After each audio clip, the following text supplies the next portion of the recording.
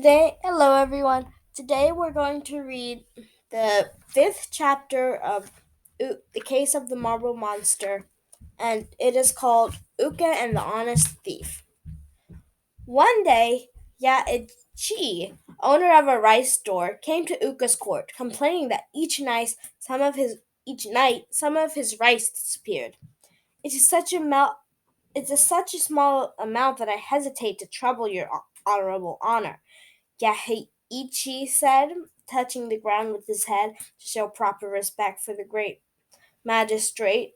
But I am reminded of the story of the mountain that was reduced to a plain because of a single grain that was stolen from it each day for centuries.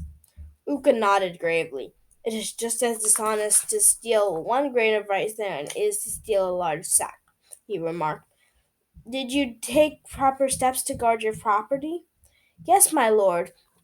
I station a guard with the rice each night, but still it disappears. I cannot understand it, the rice merchant said, pulling his white beard nervously. What about your guard? Can he be trusted? Uka said. Absolutely, Lord Uka, Yachihichi said.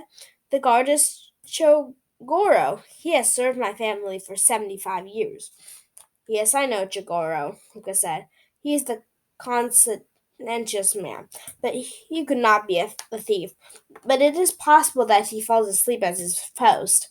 After all, he is 80 years old. A man can be just as alert at 80 as at 20.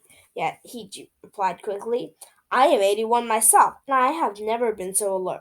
Besides, I stood myself with Chokoro these last 2 nights, and the rice vanished just the same. In that case, I will watch with you tonight. Uncle said, I shall like to see this for myself.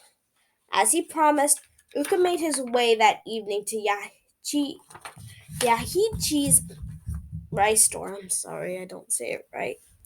He was sure that both Yahichi and Chokorov had fallen asleep and had allowed the thief to enter each time the rice had been stolen, and it was not long before his suspicions were proved correct. Within an hour, both men were sleeping soundly. Uka smiled. He was certain that when the men awoke, neither would admit he had slept at all. A little past midnight, Uka heard a slight sound outside the building. He sprang to his feet and peered cautiously out the window. To his astonishment, Uka found himself staring straight into the face of a man. Standing in the shadows just outside the building, the judge recognized him as Ganta, a labor, a laborer who had been out for work for some time. The man was rooted to the spot by fear. Ooka hesitated to arrest him. After all, he had not entered the rice store. Ooka would have no proof that he had come to steal. He could simply say that he had lost his way in the dark. Though Ooka had recognized the thief, Ganta had not recognized the judge, for the darkness inside the building hid his face. Ooka decided the best thing to do would be to pretend that he too was a thief. In that way he might trap Ganta into completing his crime. Speaking in a harsh tone to disguise his voice, he said, You have obviously come here to steal the rice, just as I have. Ganta was relieved to find himself face to face with another thief instead of a guard. As a favor from one thief to another, I will pass the rice out to you, so that you will not need to risk coming in yourself. Ganta thanked him profusely for his courtesy, and Ukko picked him a large sack of rice and handed it out to him. This is too much, Ganta protested. I want only a few handfuls. Ukko was amazed. But if you're going to steal, you may as well take a large amount. After all, if Ukko catches you, you will be punished as much for stealing a single grain of rice as you would for a whole stack. That would be dishonest, Ganta replied indignantly. I take just enough to feed my family for a single day. For each day, I hope to find work and not have to steal anymore. If I find work, I intend to return all that I have taken. Then he took out the amount of rice he needed for his family daily meal and handed the stack back to the astonished judge. Thanking Ooka once more for his courtesy, Ganta turned and disappeared into the darkness. Ooka did not try to stop him. When the shopkeeper and his guard awoke, Ooka told them what had happened. But why did you let the thief go? Yahichi asked indignantly. Ganta is certainly a thief, Ooka replied, but I am convinced he is an honest one, for he refused to steal more than he needed. But Lord Ooka, how can a man be a thief and honest at the same time?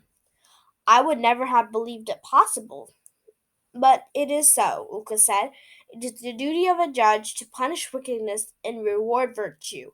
In that case, we find both qualities in the same man. So obviously, it would be unfair to treat him as an ordinary thief. But Lord Ooka, I have made my decision. Tomorrow I will see that work is found for Ganta, which is sufficient to feed his family, and still leave enough to allow him to pay back the rice he stole. We will see if he keeps his promise. If he returns here and replaces the extra amount each night, it will prove my belief that he is an honest thief. The plan was carried out according to Uka's wishes. Ganta was given a job without knowing that Uka was responsible, and as the judge suspected, each night Ganta took the rice left over from his day's earnings and left it at the rice shop. Uka put all kinds of obstacles in his way to make it difficult for him to enter the shop, but this did not prevent Ganta from returning each night, although he became more and more afraid of being caught. Yahichi admitted that the thief had been punished enough for his crime, and told Uka he did not wish to press charges.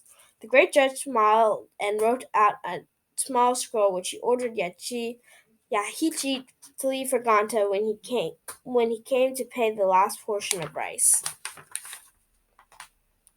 When the honest thief slipped fearfully into the rice shop for the last time, he was shocked to find a scroll which was written in Uka's own handwriting and bearing Uka's signature.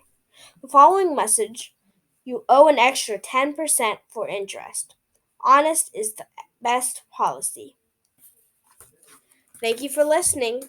The next chapter is called Uka and the Terrible Tempered Tradesman, which we will read next time you come or listen to the story. Till next time, goodbye.